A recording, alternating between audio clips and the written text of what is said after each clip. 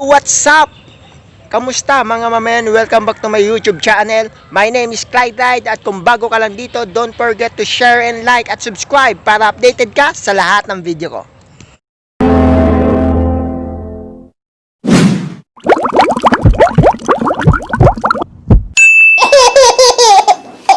Yon, so mga mamen, today, ang purpose ng vlog ko ngayon ay tuturuan ko kayo motor. So, 3 kinds ng motor kasi. So, automatic, semi-automatic, at manual. Sige. So, for now, tuturuan ko kayo mag-automatic using this motor na Honda Click. So, today mga mamen, napag-isip-isip ko lang dahil nga may pandemic pa rin, hindi tayo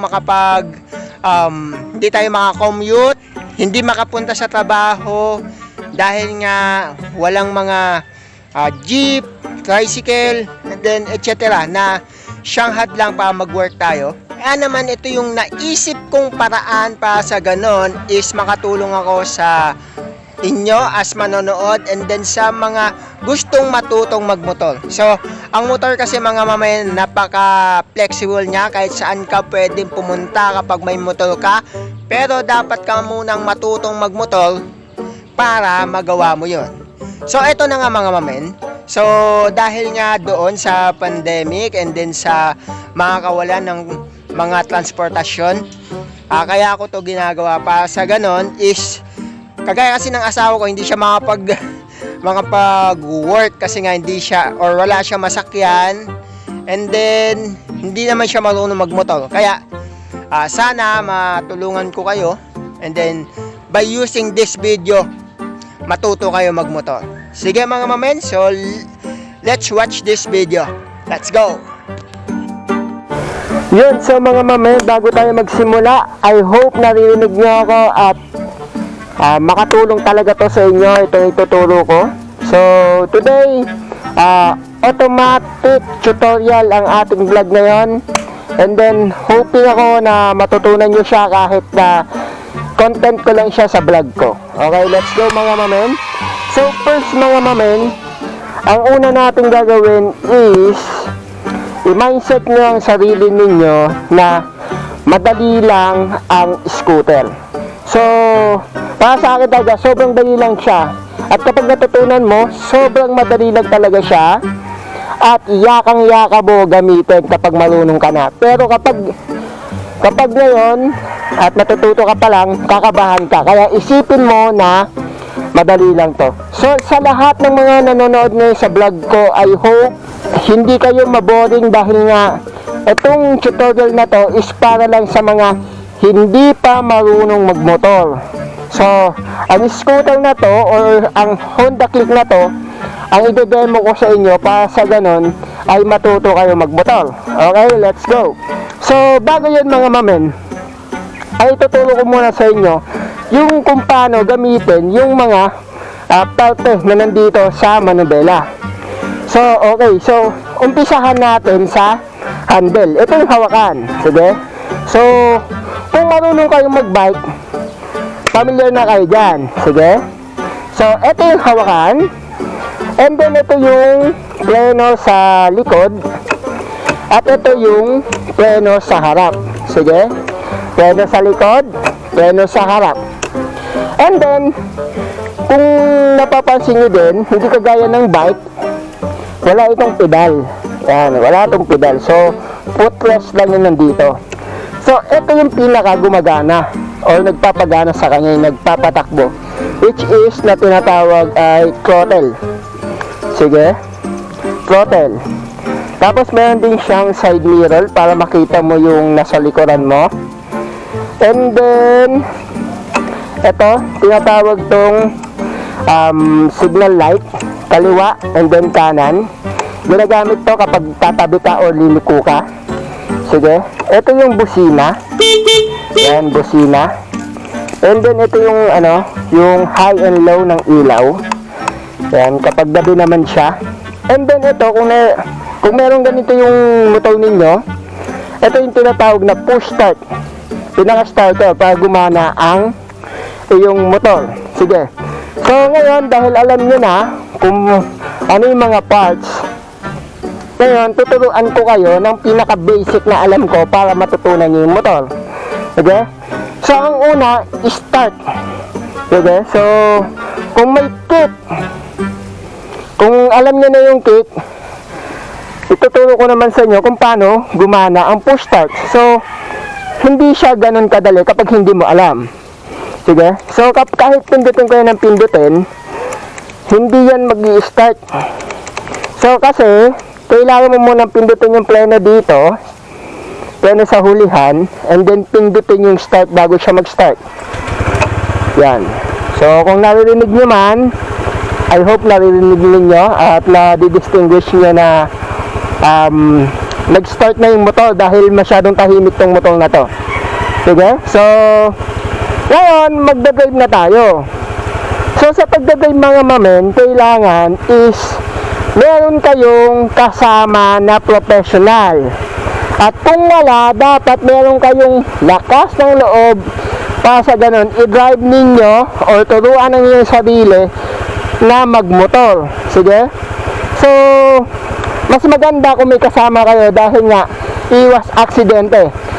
At, ang pinaka dapat nyong malaman, huwag na huwag kayong magmumotor o susubok ng motor kung hindi pa kayo marunong mag-bike or mag-balance ng bike dahil madidisgrasya lang kayo at front kayo sa semplang na pwedeng ikamatay nyo pa. Sige? So, ngayon mga mamen, paandawin na natin ang motor and I hope matutunan nyo talaga kung paano magpaanda. So, kagaya ng sinabi ko kanina, ito yung throttle. Ito yung pinaka pampatakbo niya. Hindi nyo na kailangan siyang itulak or something. Tigain nyo lang to ng pagganito para umanda. Sige? So, dahan-dahanan lang muna natin. Sige. So, ito na. Ayan. So, umaandar siya. Makikita mo yung bilis mo dito sa speedometer. Ayan.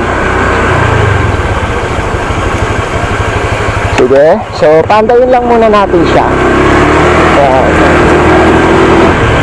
Bago kayo turuan ng mga skills mamaya sa mga hams, kagaya nito, paandayin nyo lang. So, ayan. Ganito yung magmotor. Sige.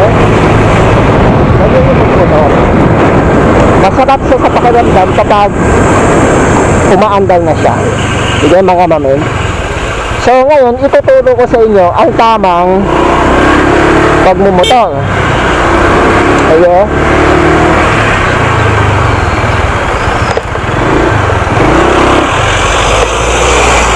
Kapag mga mamen ay baguhan lang kayo, huwag nyong ibibirit ng todo yung throttle.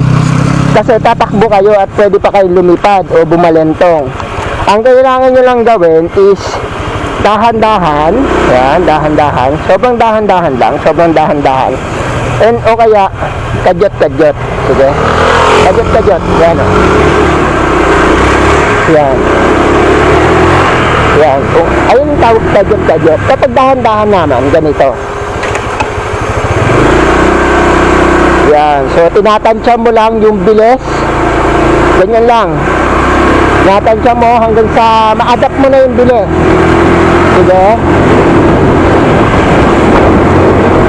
Yan. Sige. So, sa ano naman tayo? Sige. Ayan. So, pagka-andar, pleno, sabay, andar ulit. Yan, sige. Ulit natin mga manan ha. Sana naiintindihan niyo yung mga sinasabi ko. Yan, so kadyat-kadyat lang. Kapag malapit ka na sa hams, syempre, medyo bibitawan mo yung throttle. Medyo hihinaan mo. Sige. So, sabay preno para mag-slow down at smooth kang makakasampa sa hams. Sige. Yan.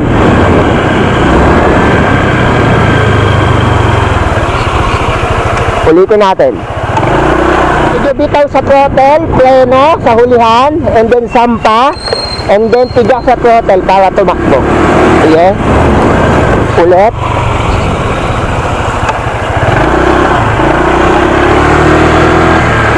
Bitaw bitaw sa throttle, preno, sampa, and then tiga sa throttle para tumakbo. Basic mga mamen. Yun. So, ganun siya kadali. Kasi kapag hindi kayo preno, ganito mangyayari. Ayan, may hampo. Ganito mangyayari. Pag dumidiretso rin, yun. Tatalbog kayo. At kapag nawala kayo sa balance, sasemp lang kayo ng mga mamen. Makaka-out balance. Okay, so, kailangan basic lang muna tayo. Ayan, so may hump ulit. Bitaw sa throttle, preno, and then sampat, tiga sa throttle para tumakbo. Okay, so basic na basic mga mamen.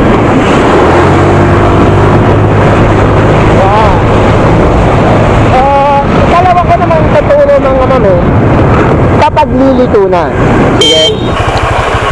Ang unang yung gagawin kapag lilito, magsisignal light muna kayo. So, i-press nyo lang pa kaliwa o kanan kung saan kayo liliko. Kapag sa kanan kayo liliko, pa kanan. Kapag sa kaliwa naman, kaliwa yung signal light. Sige? Signal light pa kanan, signal light pa kaliwa. Sige? So, ayun yung unang yung gagawin. Sige? Ikalawa yung gagawin is titingin kayo sa side mirror ninyo. Kasi nga, aabangan ninyo kung sisipatin ninyo kung merong babangga sa inyo in case na lumiko kayo. Sige? So, dahil naliliko tayong pakanan, sa kanan ko ilalagay. And then, throttle. And then, tingin sa side mirror, tansya. Yan. Liko. Yun na. Simple mga mamen. Okay. So, kaliwa naman tayo. Kaliwa, throttle, preno, tapos, liko. Okay. So, basic mga mamen. And, ang lagi yung tatandaan, lagi yung kalye is may 2 lane. Lagi dapat kayong nasa kanan na side. Sige? Kasi yung nasa kaliwang side, pasalubong yun. At pwede kayong mabangga nila kapag nasa kaliwang side kayo ng kalye dumadaan. Sige? So, laging dapat nasa kanan. Yan, kanan lang. Ditong side. Sige? So, hams ulit. Preno, sampa, tiga. Para tumakbo. Sige? Yun lang mga mamen.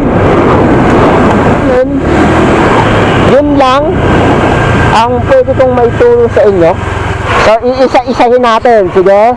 So, hams tayo. Okay, isa-isahin natin. Sa hams tayo. Bitaw sa throttle, preno, sampa, and then tiga sa throttle, takbo. So, pagliliko, kaliwang signal light, tansya, side mirror, and then liko. Okay? So, kakaliwa naman tayo. Kaliwa ulit. Kaliwang signal light, tansya, and then liko.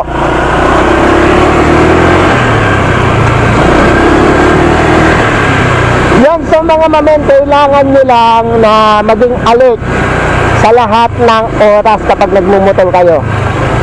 Medyo mabigat kasi yung motor eh. And then, hindi nyo pa siya balance kapag beginner pa lang kayo. So, kailangan nyo maging alert kasi baka makabangga kayo o kayo naman yung mabangga sa konting pagkakamali nyo lang. Sige mga mamen. Ayan. So, kapag may nakikita rin kayong kantuhan, mag-slow down kayo kasi anumang oras pwedeng may lumabas na something dyan. Sasakyan man to, tao, nagbabike, anything na pwedeng lumabas. Basta tansyahin nyo lang bago kayo tumuloy, dumiretso or lumiko. Sige?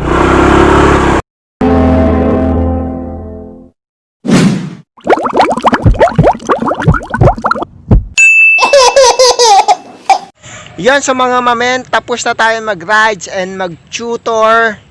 I hope natuto kayo ng konti sa akin and then natulungan ko kayong magmotor. I hope talaga na makatulong talaga tong video na to sa mga hindi nagmumotor or sa mga gustong magmotor na hindi marunong. So, based to my experience mga mamen, kailangan nyo lang ng tibay ng loob at kumpiyansa sa sarili para sa ganon ay makapagmotor kayo. So, by help of your friends also, mas mapapabilis kayong matutong magmotor. So, mga mamen, don't forget to share and like at subscribe para updated ka sa lahat ng video ko. Don't forget my name, Clyde Wright.